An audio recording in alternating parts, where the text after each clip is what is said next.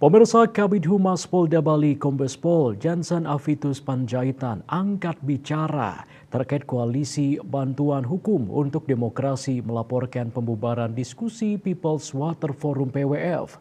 Ternyata laporan tersebut belum bisa diproses karena ada kekurangan dalam proses pelaporan seperti bukti formil dan material.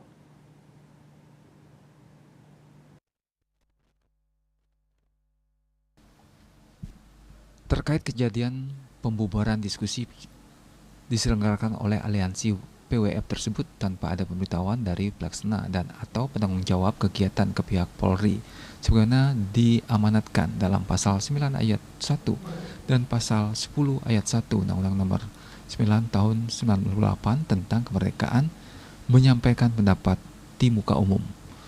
Kombes Jansen mengungkapkan belum bisa diproses secara aturan hukum karena ada kekurangan dalam proses pelaporan seperti bukti formil dan material untuk mendukung laporan, yakni bukti kepemilikan atau penguasaan barang atau kuasa dari pemilik barang dan foto dokumentasi pengambilan barang yang hilang sambil menunggu pelapor melengkapi kekurangan tersebut untuk diproses lebih lanjut. Kertanegara Bali Pos.